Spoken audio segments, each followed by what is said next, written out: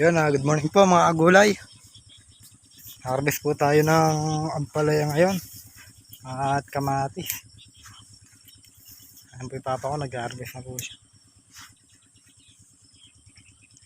Tara po. Yan, harvest na po tayo.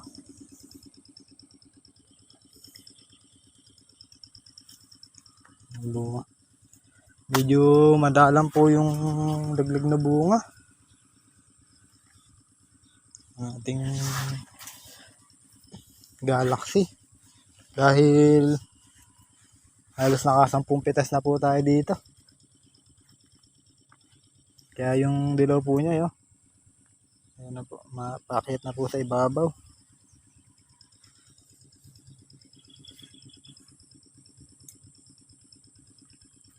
Makikita nyo, naka 10 pitas na tayo pero di pa rin siya sarado.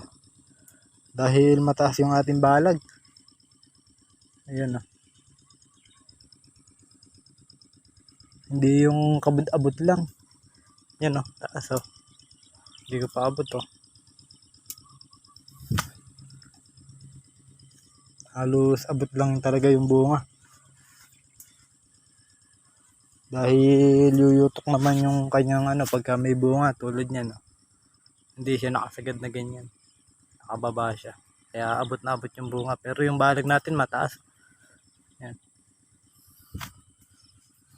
Iba kasi yung malawak yung gagapangan ng ampalaya. Tsaka medyo mataas.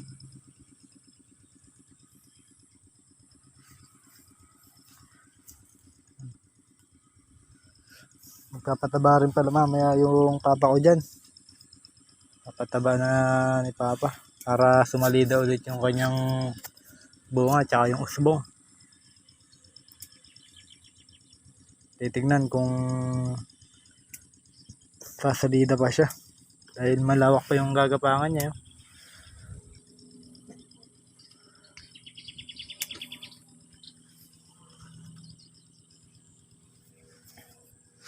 Yan na yung dilaw niya. Nasa ibabaw na din. Oh.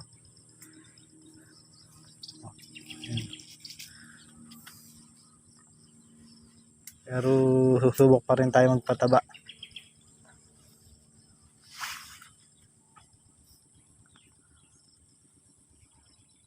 Tatamnan din natin to ng grafted pagka nayari na yung kanyang serbisyo. Susubok tayo ng grafted. Puro grafted naman tayo. Dahil matibay daw sa tubigan yun. Dahil nga patola yung kanyang puno.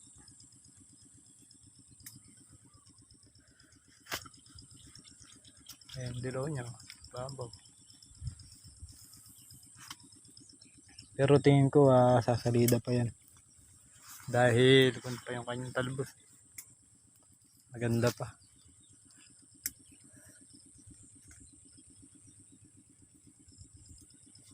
Sana naman tuminag na yung presyo ng ampalaya. Dahil mababa.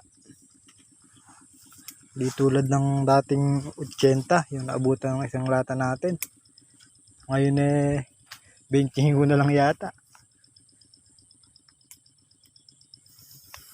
Ito.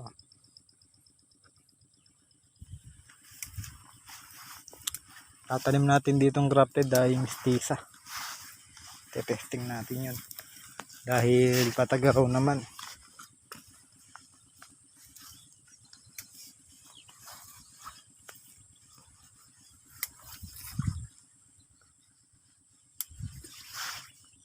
Ito naman yung ating huling tanim mo. Makikita nyo, verde pa siya.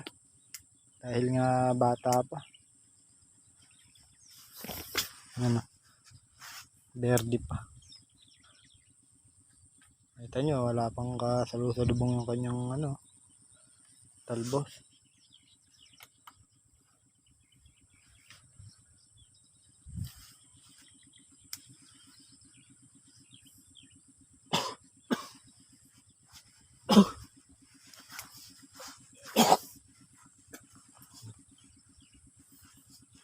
Papatubig yan dahil papataba tayo. Sasabog natin dyan sa gilid. Ang buhok niya.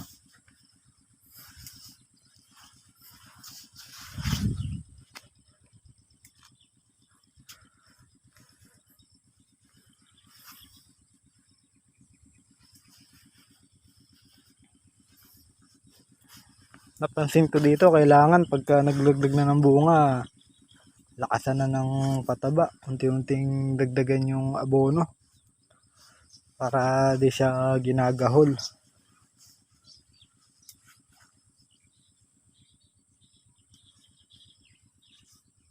Siyempre, unang beses pa lang natin naggulay. Ngayon pa lang natin siya matutuklasan. Yung pagka naglaglag ng bunga, unti-unting taasan yung dosage ng pag-aabono para di siya nabibitin.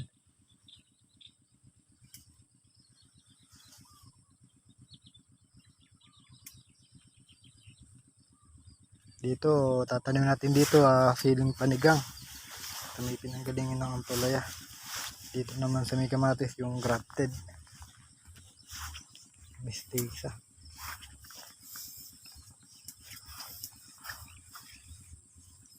dilaw mo.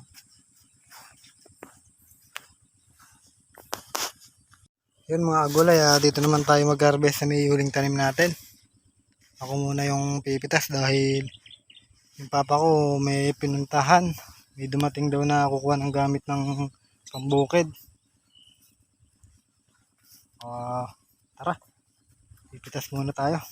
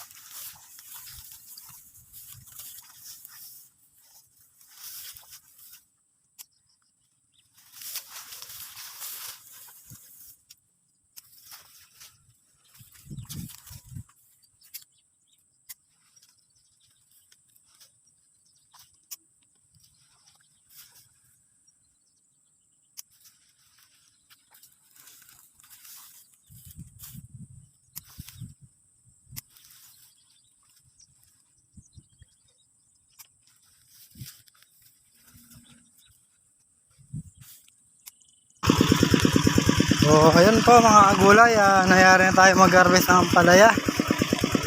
At medyo konti yung ating napitas ngayon. Dahil yung tanim natin na maluwang ay may edad na din. So mga ilang pitas na lang, papalitan na natin yun. So puntahan ko muna yung pinsan ko dito. Umipitas siya ng kamatis.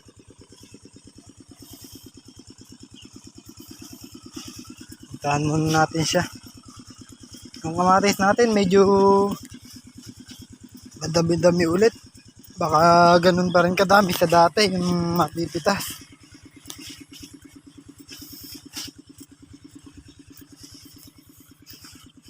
Mga ilang pitas na lang yung ampalaya natin na yun. Papalitan na natin ng grafted.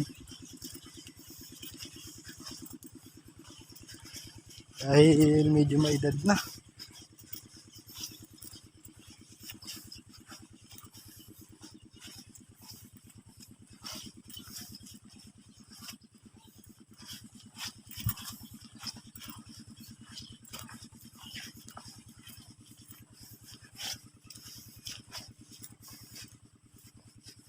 Buti na lang, medyo maganda yung presyo ng kamatis. Yung palayad natin mababa. Benching ko lang lahat yata yung kuha.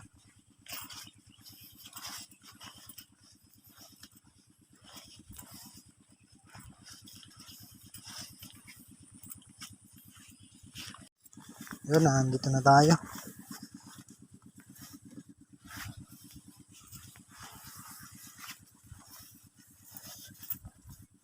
Ito, matanda na tong kamatis natin dito. Hindi na katulad ng dating malalaki yung bunga.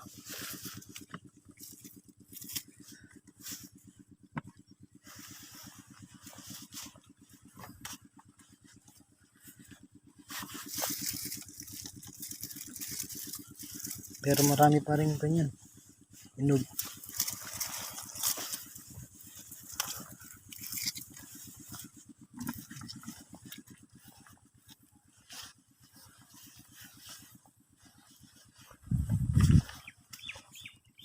Ito yung ating maganda-ganda na pipitas. Kamatis.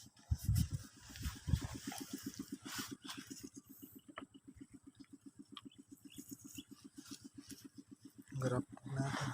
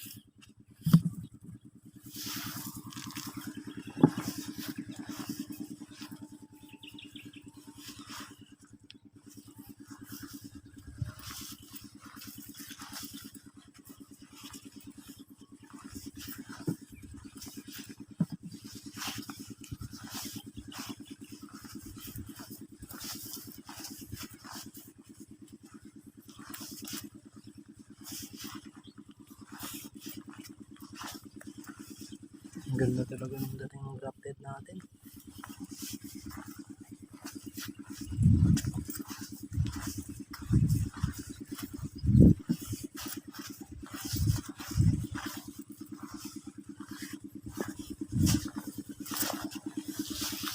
Maya tutulungan na rin natin siyang mamitas ng kamatis. Dahil maluwang-luwang pa yung pitasin. Para di tayo tanghaliin ng sobra.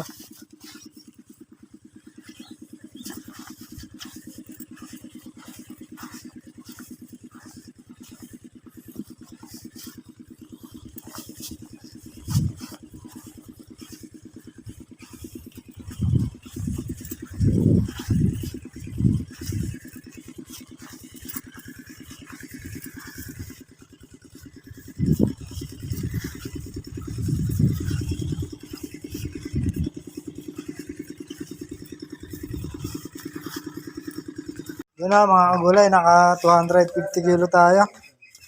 Dahil nga nang sabi ko, susulong ng ating kamatis ngayon.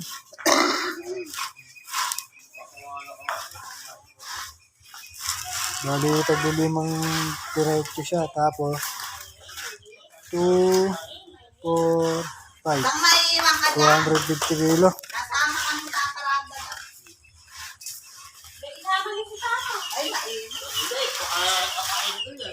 Ito nga pala yung gagamitin natin pataba mga kagulay. Yan. Yung mix na siya ni Papa. Alam ko tatlong klase yan eh. Ito. Viking, tsaka Swire na 0060. Tapos itong triple 14. Papataba natin yung sampalaya.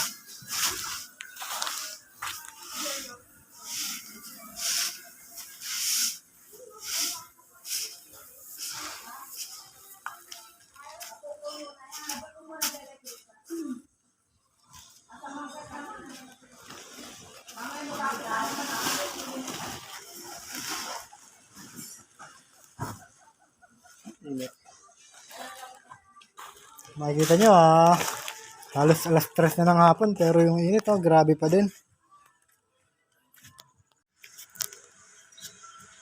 Yung mga kagulay, maglagay muna tayo ng pataba sa sako.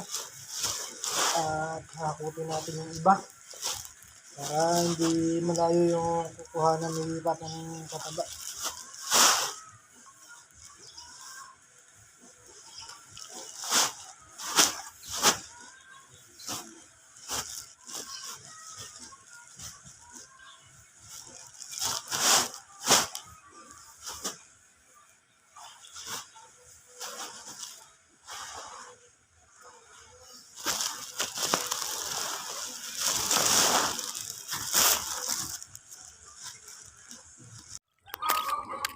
Yan dadali na natin ito dun sa dulo. Para malapit lang kuha na ng patabang plato.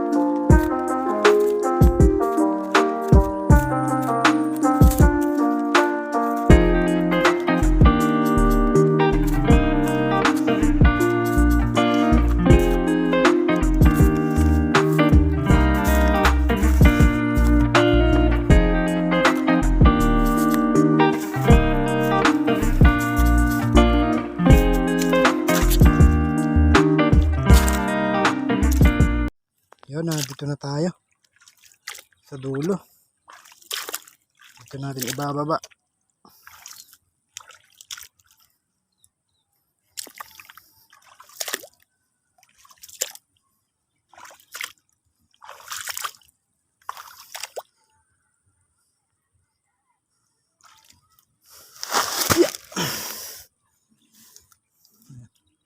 Ito yung papatabaan natin. Dulo. Hay, net.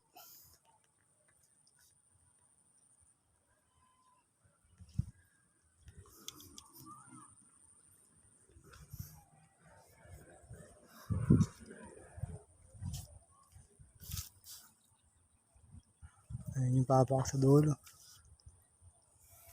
Puntahan natin siya.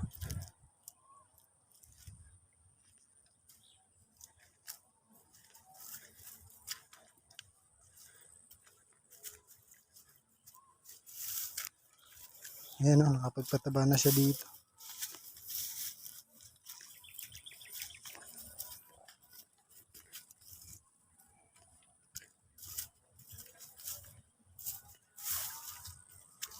Ayan. May tubig-tubig din. Kailangan ng tubig ng palaya para malusay yung pataba.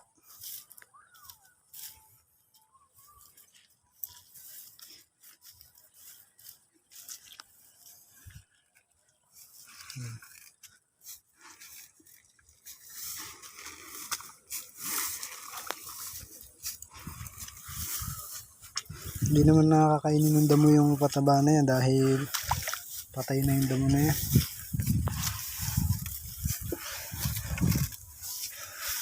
Makikita nyo madilaw yung damo.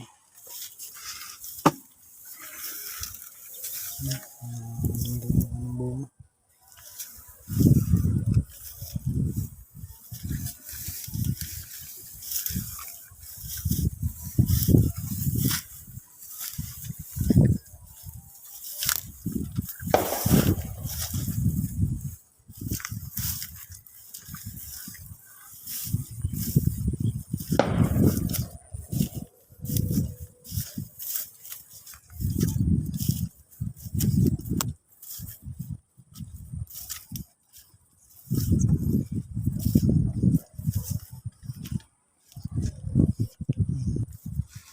Para malapit lang yung kukuhanin niya ng pataba. Hindi na siya pupunta dun sa may ating pinaghaluan.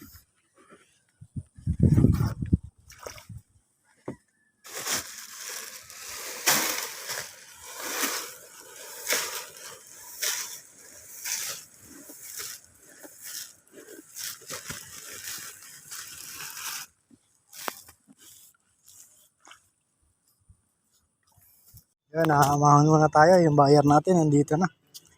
Yan.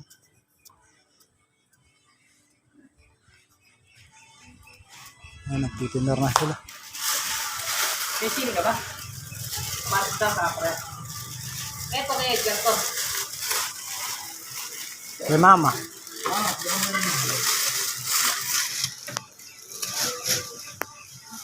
Kunti yung napitas natin.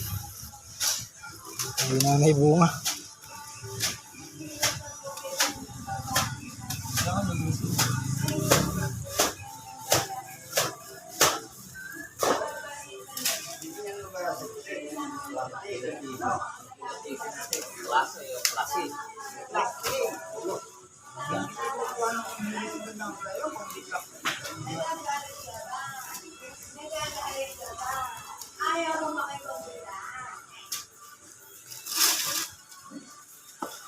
Gulay, nanonood muna tayo ng parada para sa darating na eleksyon. Ayan o, team Pantalunan yan. Nanonood tayo ng parada. Sila yung team Pantalunan. Yung habol ng kapitan ngayon dito. Ayan yung anak niya, si Ate Beng.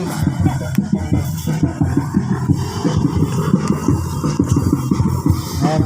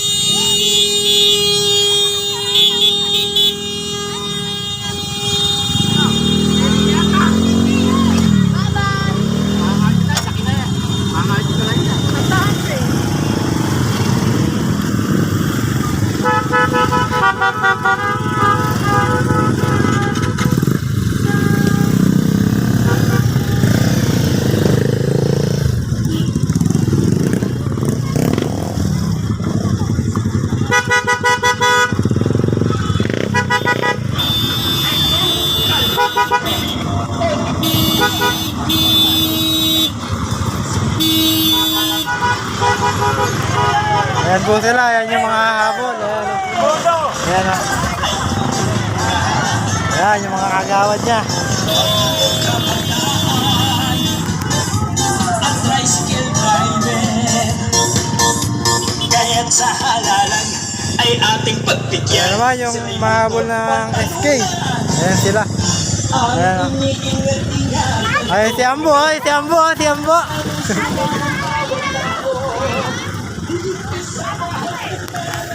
So mga kagulay, 12 lang yung ating food ngayon.